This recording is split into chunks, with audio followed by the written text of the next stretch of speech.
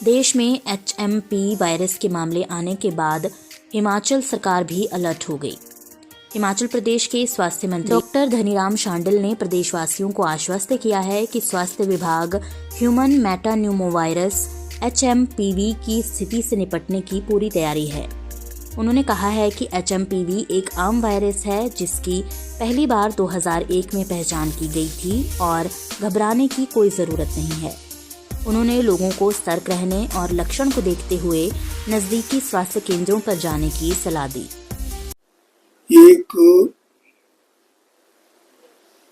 जो 2001 में पहली बार अपीयर हुआ था भारत में, और उसके बाद ये घूमता ही जा रहा है, जो केंद्र सरकार से भी बात हुई है और आप सब लोगों ने शायद माननीय डॉक्टर नड्डा जी को भी सुना होगा। तो ये जो वायरस आया है, इसमें वही तकरीबन लक्षण हैं जो सर्दी के दिनों में हो जाया करते हैं, जिसमें रेस्पिरेटरी प्रॉब्लम, कफ प्रॉब्लम, थोड़ा बहुत फीवर हो जाना, नाक का बहना और किसी किसी हालत में सांस लेने में भी तकलीफ हो सकती है। ऐसा इसके लक्षण में बताया गया है।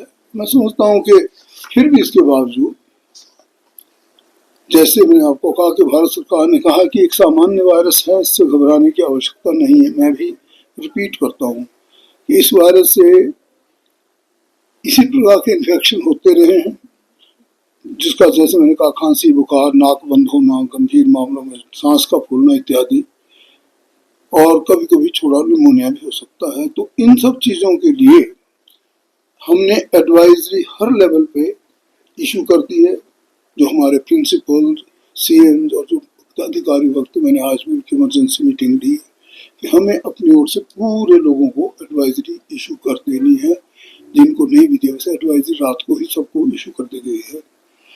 मैं समझता हूँ फिर भी इसमें कोई हर्ज नहीं कि सब लोग अपने हाथ धोएं, एक दूसरे ज़्यादा भीड़ में न जाएं, एक अपने पास सैनिटाइजर रखें, और जहाँ की भीड़ के इलाके में जाएं या जुकाम में खांसी हो या दूसरे को, तो अपने मुंह पे अपना फेस मास्क लगाएं।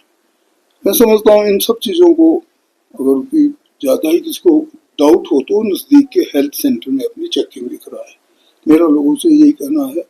जहाँ तक हमारी अपनी तैयारियों का ताल्लुक है, हमारे पास पूरा स्पेस है। हमारे पास जहाँ पे भी जिस प्रकार से इनको इस प्रकार अगर कोई रोगी हो जाते हैं, उनके लिए जो दूसरे उपकरण, हमारे पास अत्याधुनिक मशीनरी, हमारे पास इनफ ऑफ जो सिलेंडर्स होते हैं ऑक्सीजन के, उनकी उपलब्धता, सब कुछ हमारी तैयारी में शामिल है। तो हमें फिर भी अपने, मैं समझता हूँ कि सभी लोगों को एक प्रकार से एहतियात बरतनी चाहिए, जब किसी प्रकार का ऐसा कोई वाक़या ना हो जिससे हमारे जनता को, बच्चों खासकर, और जो जिनमें इम्यूनिटी कम है, उन सबको इसका खतरा ज़्यादा होगा। क्योंकि यह सचमुच इस पूरे प्रदेश में होता रहा है। लास्ट ईयर भी हुआ है, किंतु आंकड़े नहीं आए। इस बार खबर ये दे दी कि शायद कहीं ये वायरस ना हो। एक किसी भी प्रकार का ऐसा वायरस नहीं है जिस प्रकार से लोगों को तकरीबन इसकी सूचना गई है कि भी शायद ये पहले की तरह कहीं कोई डेंजरस वायरस ना हो। ऐसा कुछ भी नहीं है।